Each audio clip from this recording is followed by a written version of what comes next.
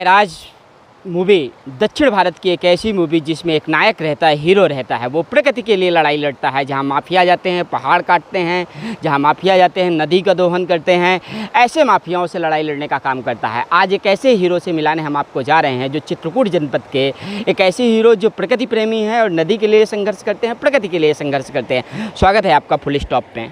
बहुत बहुत धन्यवाद आपके चैनल को और तो आपको सादर आशीष प्रणाम। जी, ये लड़ाई कैसे शुरू हुई, प्रेरणा कैसे मिली कि आपको नदी की लड़ाई लड़नी है? प्रकृति से प्रेम तो बचपन से था और मैं बचपन में भी चिड़ियों को आटा और जो है चावल खिलाना, दाना खिलाना और पानी रखना उनके लिए, ये सब प्रकृति का पहले से भी लगाव था। और इसी लगाव के तहत मैंने लगभग 7-8 वृक्ष भी आम के हैं, नीम के हैं और अमरूद के हैं, महुआ के हैं, इस तरह से तैयार किए हैं। तो प्रकृति से पहले से भी प्रेम था। तो ये जो नदी हर वर्ष सूख जाती है और हर वर्ष इसके लिए एक आंदोलन की शुरुआत भी होती है, क्या कोई इसका स्थायी समाधान नहीं है? बिल्कुल स्थायी समाधान इस बार होगा, क्योंकि पिछले साल नदी सूखी थी और उस समय मैं पानी लाने का काम किया था। माँ मंदाकिनी जो बंधी हैं बंधुआइन बांध में, वहाँ से माँ मंदाकिनी की धारा को खोल करके और बरेठी से आगे पूरे क्षेत्र में ले जाने का काम किया था। और उसी समय मैंने घोषणा की थी कि अगले साल मैं एक बड़ा जन आंदोलन करूँगा और उनकी जो माँ मंदाकिनी, माँ वाल्मीकि समेत जनपद चित्रकूट की प्रत्येक नदियों को बंधन मुक्त करना है और जो लोग उस पर कब्जा किए हुए हैं तो वो अतिक्रमण मुक्त करना है। कब्जा करने वाले लोग कौन है, कहाँ कब्जा है? कब्जा चित्रकूट में है।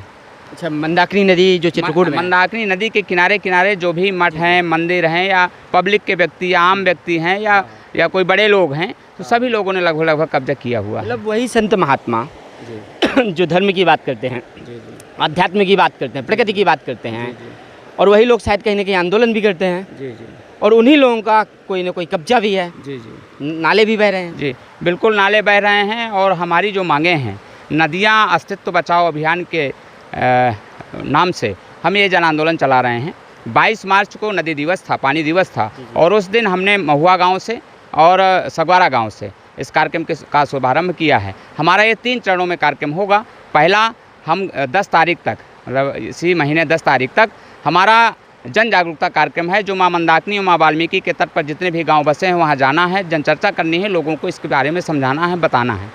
दूसरा ये है कि 11 अप्रैल से हमारी पैदल यात्रा चालू होगी। आपके सगवारा में माँ मंदाकिनी वाल्मीकि दोनों नदियों का संगम है, तो वहाँ से वाल्मीकि आश्रम जहाँ उद्गम स्थल है वाल्मीकि नदी का, वहाँ तक हम लोग पैदल जाएंगे। इसके बाद बस से हम लोग सती अनसुईया जाएंगे, जहाँ माँ मंदाकिनी का जो है उद्गम स्थल है, और उद्गम स्थल से माँ मंदाकिनी के किनारे किनारे होते हुए हम कनकोटा तक, जहाँ माँ मंदाकिनी और वाल्मीकि सगवारा में संगम होकर के और जाके कालिंदी में संगम करती हैं, वहाँ तक जाएंगे। ये 3 चरण हैं।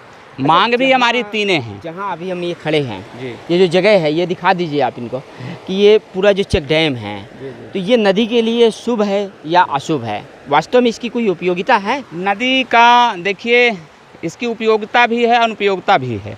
जब कोई तरीके से काम किया जाता है तो उसका सदुपयोग होता है। ये टोटल दुरुपयोग किया गया है। नदियों को बांधा गया है, नदियों में बेड़ी लगा दी गई है।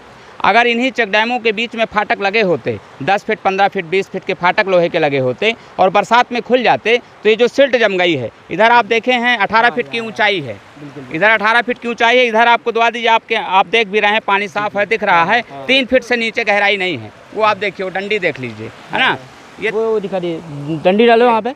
हाँ, ये देखिए, इतनी कम गहराई है, यानी कि पूरी गहराई लगभग 3-3.5 फीट है। तो जो नीचे ये जो 12 फीट की गहराई भर गई है नीचे, ये सिल्ट जम गई है। जब सिल्ट जम जाती है तो स्रोते बंद हो जाते हैं पानी के। जब पानी के स्रोते बंद हो जाते हैं तो नदी का बहाव खत्म हो जाता है और नदी मर जाती है। हमारे आंदोलन की ये पहली मांग है कि जनपद चित्रकूट में जहाँ जहाँ जिन जिन नदियों में चेक डैम बने हैं, उन चेक डैमों को तोड़ करके बीच में 10 फीट का फाटक लगाया जाए। चूँकि ये भी एक तरह से अतिक्रमण है और ये भी एक तरह से सरकारों की गुंडागर्दी है कि नदियों को बांधा जा रहा है। और बुलडोजर साहब की सरकार है, राम राज्य की सरकार है और राम की नदियाँ हैं। एक बुलडोजर यहाँ भी चल जाए। हाँ, एक बुलडोजर यहाँ भी चले और बुलडोजर चले और बुलडोजर चलने के बाद इनको तोड़ा जाए, तोड़ करके इसमें फाटक लगाया जाए। इसी तरह सभी बांधों को तोड़ करके जो भी मंदाकिनी और वाल्मीकि या अन्य नदियों में बने हैं, उनको तोड़ करके फाटक लगाया जाए। हमारी पहली मांग है आंदोलन की। दूसरी मांग ये है कि नदियों के दोनों किनारों को सीमांकित करे सरकार, कि यहाँ तक नदी की ज़मीन है, यहाँ तक कोई भी गुंडा माफिया या कोई भी संत मठाधीश कब्जा नहीं करेगा, कोई भी बड़ी संस्था का व्यक्ति कब्जा नहीं करेगा। अभी आपने देखा है जनपद चित्रकूट के बहुत बड़े समाजसेवी हैं, है ना। और उन्होंने आरोग्य धाम के नीचे चेक डैम बांधा है। क्यों बांधा है? नदी को आप क्यों बांधते हैं? आप प्रकृति की बात करते हैं और नदी को बांधते हैं। इस बात का हमारा विरोध है। हम नदी में चेक डैम चाहते हैं, लेकिन चेक डैम में फाटक चाहते हैं। फाटक लग जाए तो नदी की जो सिल्ट है वो साफ़ हो जाएगी। और जिस उद्देश्य से चेक डैम बनाए गए हैं कि पानी डंप हो, तो काफ़ी ज़्यादा पानी डंप हो पाएगा। अभी तो नहीं डंप हो पा रहा, 3 फीट गहराई है, 12 फीट नीचे सिल्ट जमा है, तो फाटक लग जाएगा, सिल्ट साफ़ हो जाएगी, पानी भी डंप होगा और साथ में सोते खुलेंगे, तो कभी भी पानी ये माँ मंदाकिनी वाल्मीकि का टूटेगा नहीं, अनवरत बहता रहेगा। क्योंकि जब पक्का निर्माण होता है तो स्रोत ऑटोमेटिक मर जाते हैं। यही बात है। तो इसके स्रोते बंद हो गए हैं, सिल्ट जम गई, सोते बंद हो गए, नदी मर गई। पहली मांग हमारी ये है कि चेक डैमों को तोड़ के फाटक लगाया जाए। दूसरी मांग ये है कि नदियों के दोनों तरफ के किनारों को सीमांकित करके चिन्हित किया जाए कि यहाँ तक नदी की ज़मीनें कोई कब्जा नहीं करेगा। और तीसरी मांग हमारी ये है कि नदियों में किसी भी प्रकार का नाली और नाला न डाला जाए। जैसे नगर पालिका का नाला आता है, चित्रकूट का नाला आता है नदी में माँ मंदाकिनी में, तो वहाँ सरकार प्लांट लगाएं और प्लांट लगा करके पानी को शुद्ध करे, तब नदी में डालें। और जो उससे अपशिष्ट पदार्थ निकलता है वो गांव के किसानों को खेती के लिए खाद का उपयोग होगा। तो ये हमारी 3 मांगे हैं। इन्हीं 3 मांगों के को लेकर के हम आंदोलन कर रहे हैं। चूँकि पिछले साल भी हम पानी लाए थे, इस साल भी पानी लाए हैं। आपके लिए इस यात्रा के लिए बहुत बहुत शुभकामनाएं। हम चाहेंगे कि ज़्यादा से ज़्यादा लोग प्रकृति की इस आंदोलन में शामिल हों, नदी बचाओ के इस आंदोलन में शामिल हों। चूँकि जो एक हमारे चैनल का उद्देश्य है फुल स्टॉप का, कि फुल स्टॉप लगना चाहिए। तो जो आपकी जो मांगे हैं और जो ये अतिक्रमण है, इस पर फुल स्टॉप लगना चाहिए और जो चेक डैम के फाटक लगना चाहिए, इस पर होना चाहिए। बिल्कुल। और हम आपके इस चैनल के माध्यम से ये हम अपनी संदेश पहुंचाना चाहते हैं संबंधित अधिकारियों, संबंधित जनप्रतिनिधियों और माननीय मुख्यमंत्री और माननीय प्रधानमंत्री जी तक, कि ये इन चीज़ों को धरातल पर सर्वे करा करके देख लें, समझ लें। अगर उनको लगता है कि जो मैं बोल रहा हूँ ये जायज़ है, तो उस पर काम हो। क्योंकि जो मैं बोल रहा हूँ इसको जल पुरुष, जिनको एशिया का जल पुरुष कहते हैं, राजेंद्र भाई, तो राजेंद्र भाई मैक्सेसो से पुरस्कृत हैं। 3 साल पहले मुझसे मिलने आए थे लोहदा, और नदी के किनारे तट पर बैठ करके चर्चा हुई थी। उन्होंने यही बात कही थी कि चेक डैमों में अगर फाटक लग जाए तो आपके यहाँ की नदियाँ जीवित हो जाएंगी, सिल्ट साफ़ हो जाएगी और सोते खुल जाएंगे। तो चलिए यहीं से हम अपनी बात को समाप्त करते हैं। चूँकि कम शब्दों में बहुत बड़ी बात पहुंचनी चाहिए। और जो एक बड़ी बात है कि फिल्मों में आपने हीरो देखा होगा, लेकिन रियल के हीरो, एक किताब भी है रियल के हीरो, वास्तव में जो हीरो होने चाहिए वो आशीष रघुवंशी की तरह होने चाहिए, जो वास्तव में समाज के लिए काम करें, जिनको कड़ी धूप में कोई दिक्कत ना हो, जिनको क्या कहते हैं प्रकृति से एक ऐसा प्रेम हो कि जिससे पक्षियों को जीवन मिलता है, पशुओं को जीवन मिलता है। जब यही नदी सूख जाती है तो भैंस जो अभी यहाँ तैरती हुई देखी जा सकती है, इधर भैंस तैरती हुई देखी जा सकती थी, तो क्या ये कभी तैर सकती थी क्या?